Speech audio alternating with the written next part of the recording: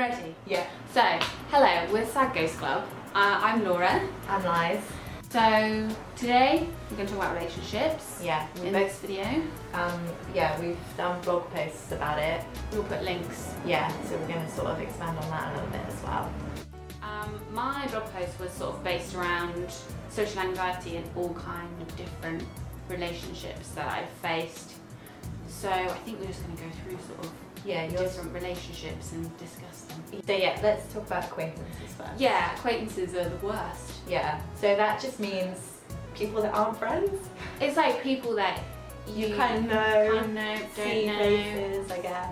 So like usually with us it's like art events. Yeah. And there's someone we kind of know on Facebook or Instagram. Yeah. Do we go over? Yeah. Do they know who we are? Yeah, the worst is like other people that we know in the business, especially the illustration world. And everybody has these social media accounts and you're like mutual followers and stuff, but you don't know what they look like. So they come up to you and you're like, hello! I don't know your name. Yeah, please tell me your Twitter handle so I know what to say. Yeah, so acquaintances are an interesting one. Yeah. Hard for us. Yeah, I've learned a lot of tools. I don't have to I try not to feel the pressure of like having to go and speak to people. Yeah. I'm usually in the background, just people watching, seeing what everyone's doing, trying to gauge sort of people that I might feel comfortable with. Yeah, like a spy. Yeah, and I don't force myself to stay too long either, because I used to, stay till the end, would not feel very well the next day. I don't know if you've got any tips about acquaintances, how you sort of react when you go out to an event. I'm usually as open as possible and tell people if I don't know who they are.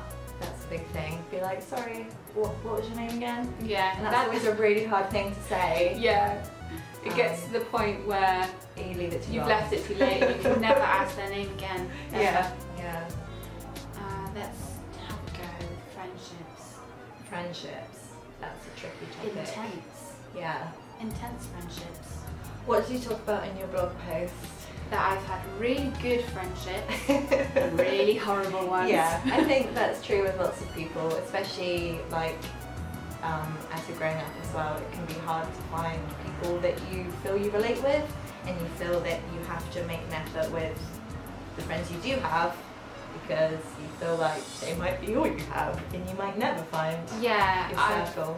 It's taken me a while, like only until the past 2 or 3 years if I realised that I don't have to be friends with everyone I meet.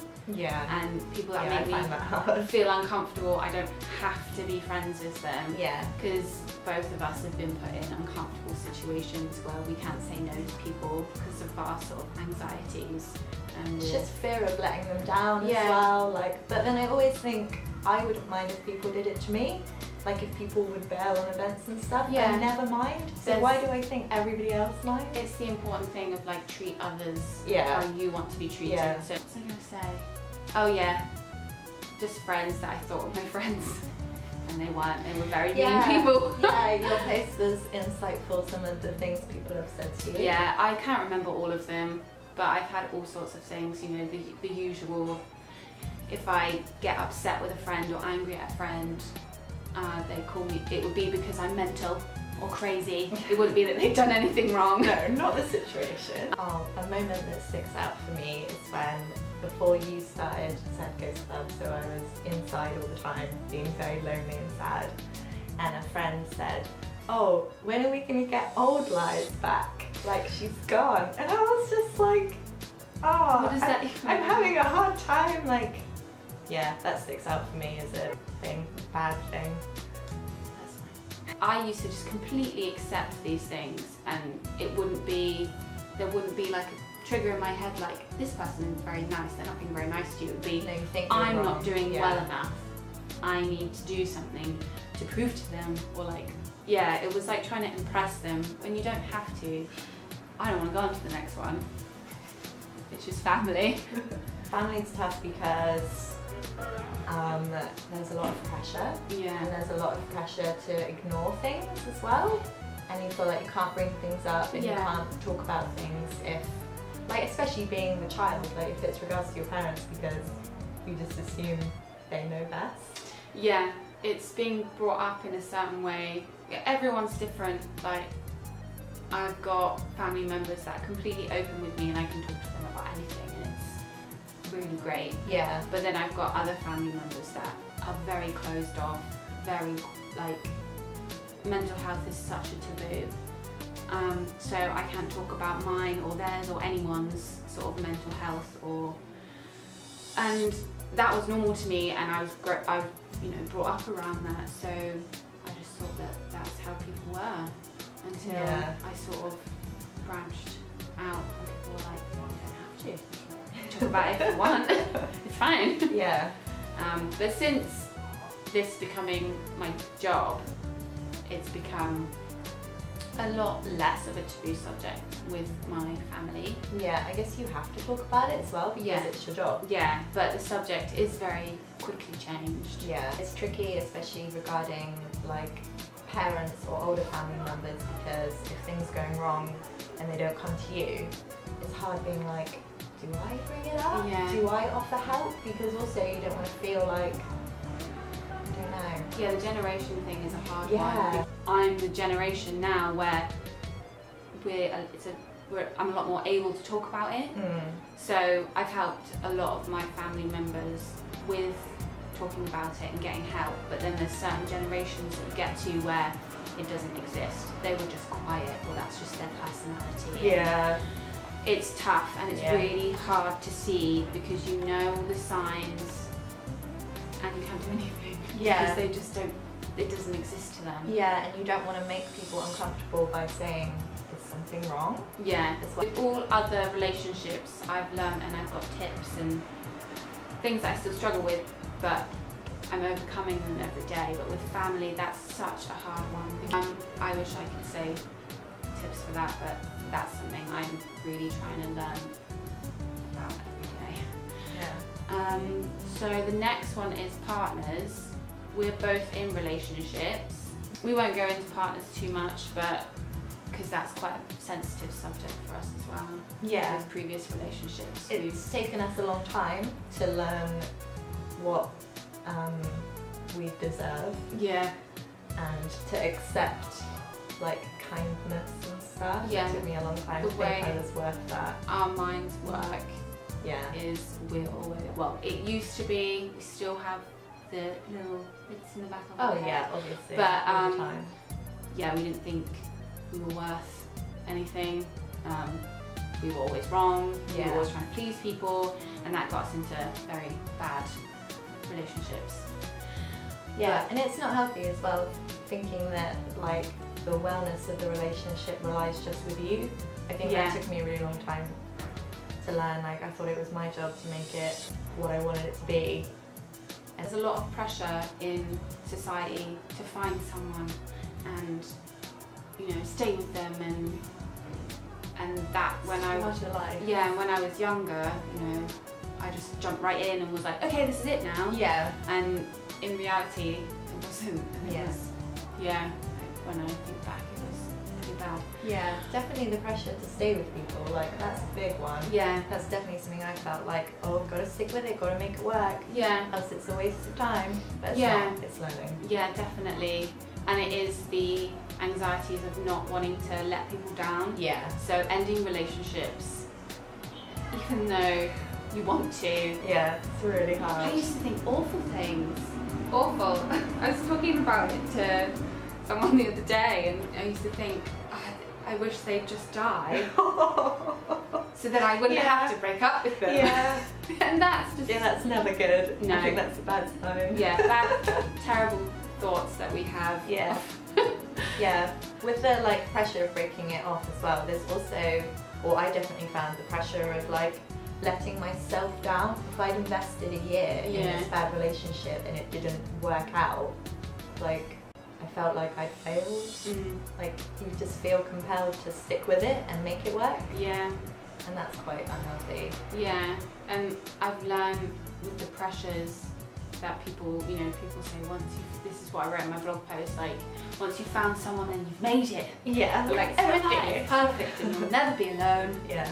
But it's not like that. Like obviously your life does change and there's a lot of amazing things that have come from like the relationship I'm in.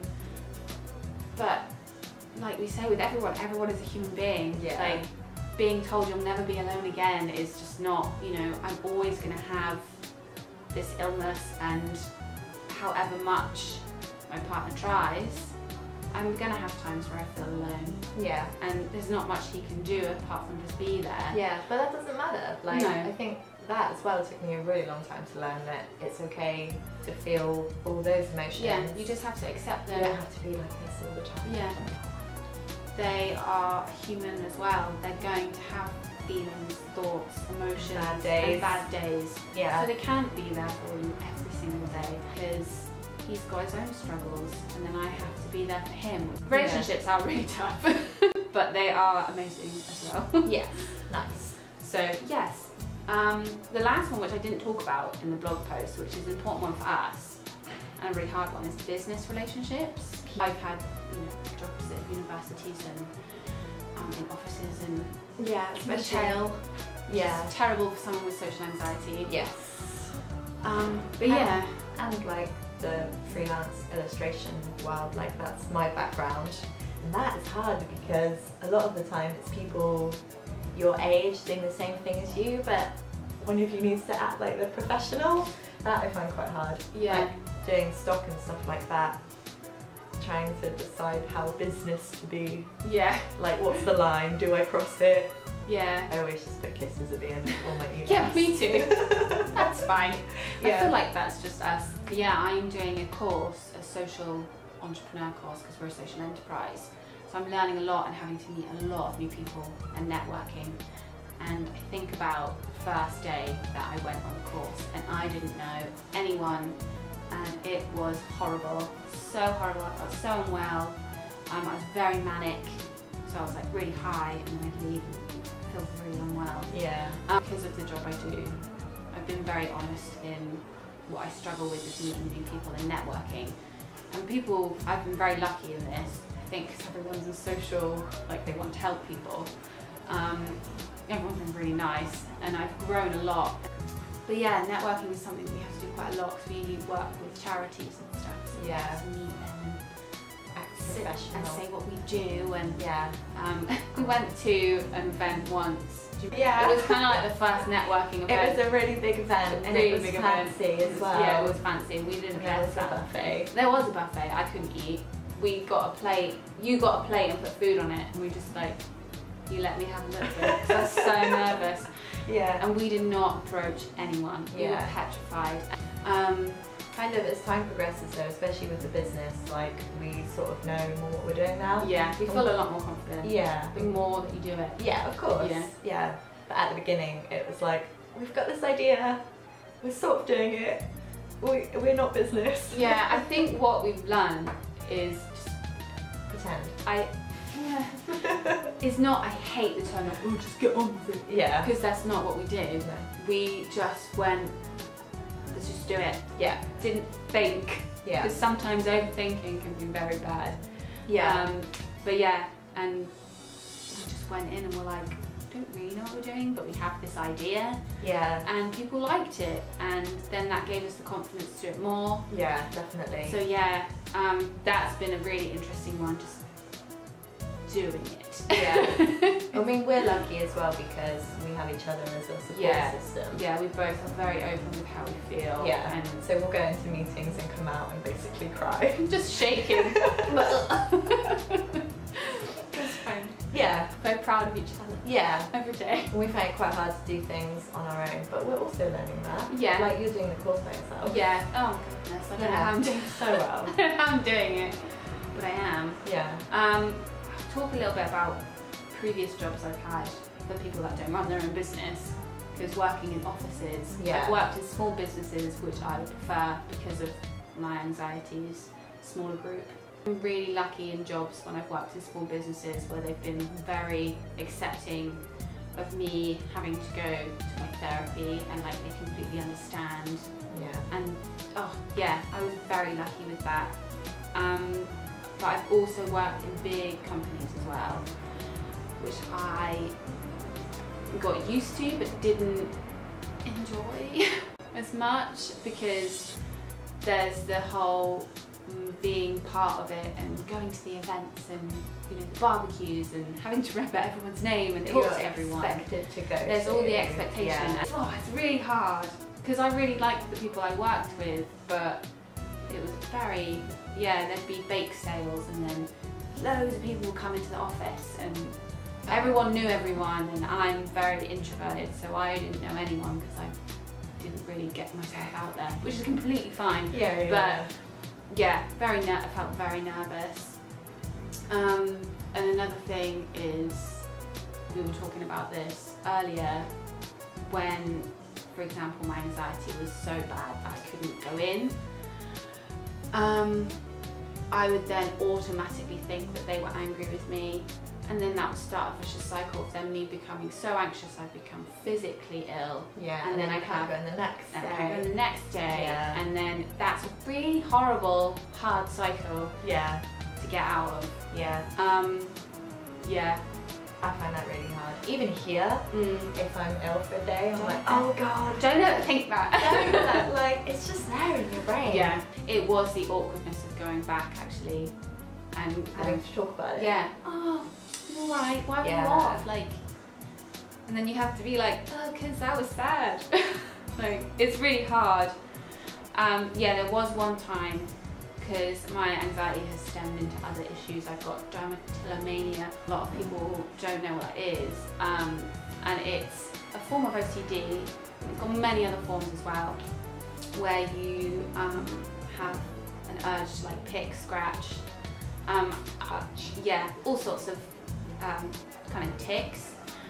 And there was one time where it was really bad, and I had a really big scratch on my arm, and someone came over and asked, oh, are you okay? What's that on your arm?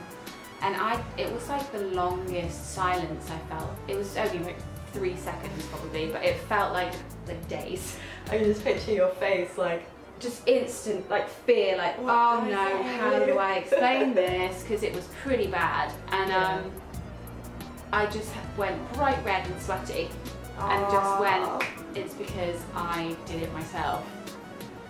And I've got this issue with scratching.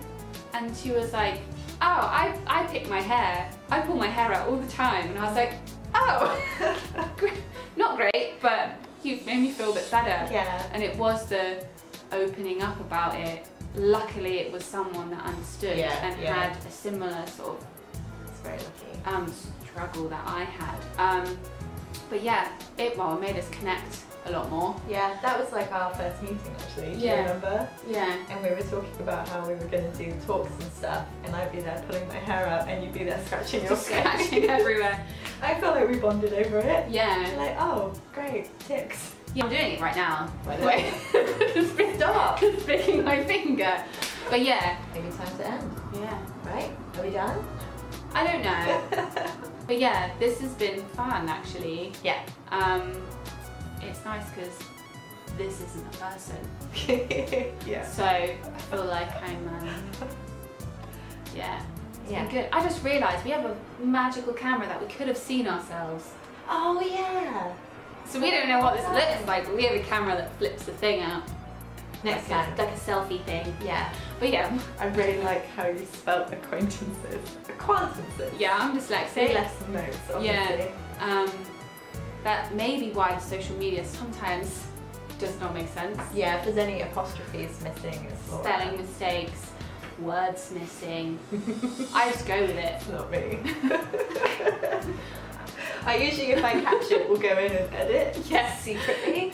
No, you spelled that right. Well done. So many terrible spelling mistakes and things that are very wrong. But it's fine. But it's fine. Yeah. I embrace it. Quit rambling. Okay. End. I just wanted to explain myself. I shouldn't have to explain myself. Anyway, Mental Health Awareness Week, 16th to the 22nd of 16th to the 22nd of May. The theme is relationships, that's why we've talked about it. It's been set up by the Mental Health Foundation. So yeah, thanks for watching this rambling video. Yeah. I finally feel comfortable now, which is really annoying because throughout I could have been a lot less nervous. But anyway, Yeah. The more we do it, Yeah. the less nervous we'll be. Yeah. Thank you. Yeah. And we'll speak to you soon. Yeah. Cheers. Bye.